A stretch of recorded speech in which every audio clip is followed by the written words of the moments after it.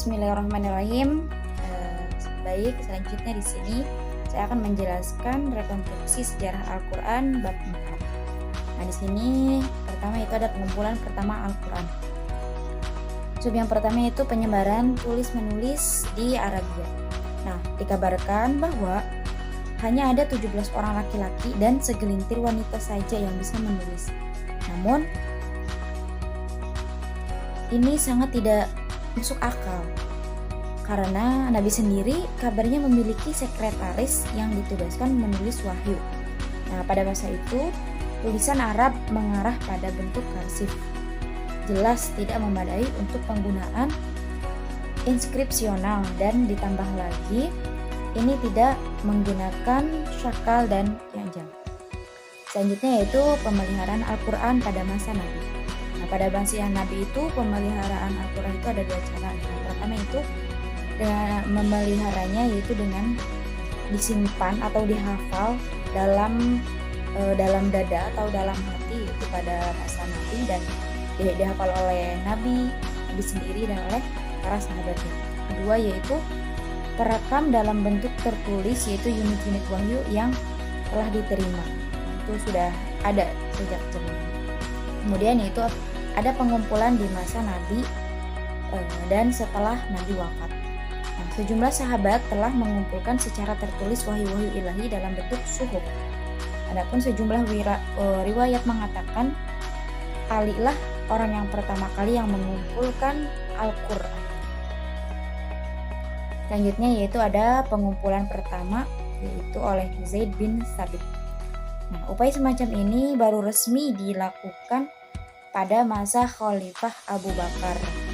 Nah, yang mana pada saat itu terjadi perang Yamamah yang kemudian Umar memberikan usulan kepada Abu Bakar untuk menulis Al-Quran.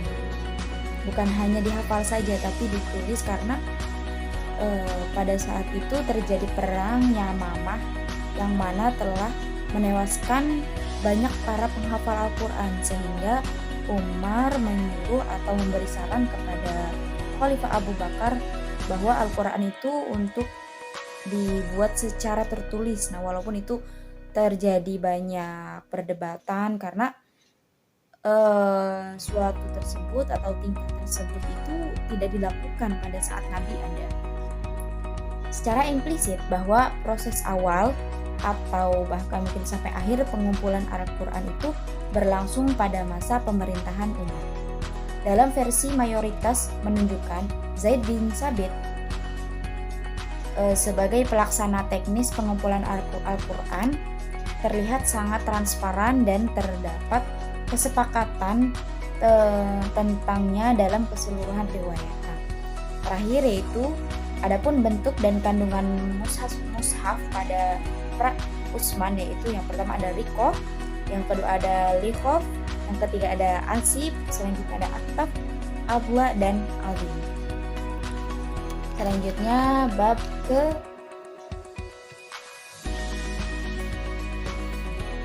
kelima masih di rekonstruksi sejarah Al-Quran, yaitu yang berjudul beberapa mushaf pra Utsmani. Sini ada subjudulnya yaitu ada mushaf primer dan sekunder. Nah, adapun mushaf primer yaitu seperti mushaf Salim bin Makil, mushaf Umar bin Khattab, mushaf Ubay bin Ka'ab, dan lain sebagainya sahabat-sahabat Nabi yang lain, itu yang berjumlah 15. Selanjutnya ada mushaf sekunder. Nah, mushaf sekunder itu yaitu mushaf Alqamah bin Qais, terus ada mushaf Al-Arabi Ibnu Husam, terus ada mushaf Haris Ibnu Suwaid, dan lain sebagainya. Itu ada 13 sahabat, kurang lebih ada 13 sahabat. Nah, selanjutnya di sini ada mushaf Ubay bin Ka'ab. Nah, kegiatan Ubay sebagai sekretaris Nabi tidak hanya sebatas korespondensi, tetapi juga mencatat wahyu yang diterima oleh Nabi. Nah, ia juga adalah salah satu di antara 4 sahabat Nabi yang disarankan oleh Nabi untuk umat Islam itu belajar kepadanya. Selanjutnya yaitu ada Mushaf Ibnu Mas'ud. Nah, hubungan intim dengan Nabi setelah memungkinkannya mempelajari sekitar kurang lebih 17 surat secara langsung dari mulut Nabi, sehingga ada riwayat mengungkapkan bahwa Mushaf Ibnu Mas'ud atau Ibnu Mas'ud lah orang yang pertama kali mengajarkan membaca Al-Quran. Selanjutnya itu ada Mushaf Abu Musa Asy'ari. Nah, dikabarkan bahwa suara bacaan Al-Qur'annya, suara bacaan Abu Musa Asy'ari itu sangat terkenal di masa Nabi, Mushaf Al-Qur'annya. Nah, barangkali mulai dikumpulkan pada masa Nabi, lalu diselesaikannya setelah itu. Mushafnya biasa disebut dengan nama Labab Al-Qulub, mulai diterima dan akhirnya dijadikan sebagai teks otoritatif penduduk di kota tersebut. Nah, selanjutnya itu ada Mushaf Ibnu Abbas. Nah, Mushaf Ibnu Abbas itu disebut sebagai penafsir Al-Quran terbaik. Selanjutnya itu ada otentisitas Mushaf Pra-Utsmani. Nah, bacaan dalam Mushaf Pra-Utsmani tidak mencapai derajat mutawatir dan masyhur. Dan karena itu dalam gagasan ortodoksi Islam bukan bacaan Al-Quran yang otentik. Nah, baik, selanjutnya yaitu ada buku yang kedua. Nah, buku yang kedua ini akan saya sedikit ulas dari bab 5 sampai bab 6.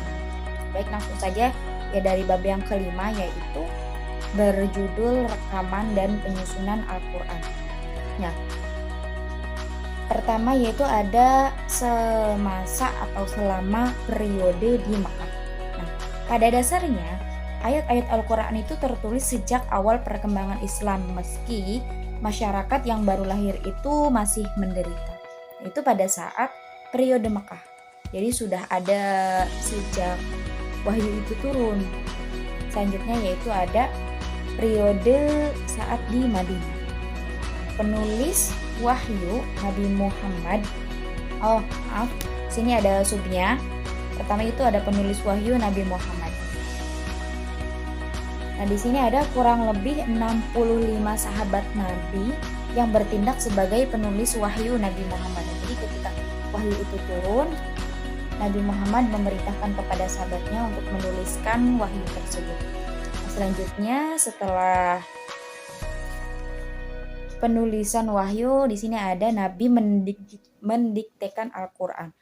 Nah, ada salah satu sahabat Nabi atau sekretaris Nabi yaitu Zaid. Beliau adalah sahabat Nabi yang menjadi sekretaris Nabi atau tugasnya mencatat wahyu Nabi.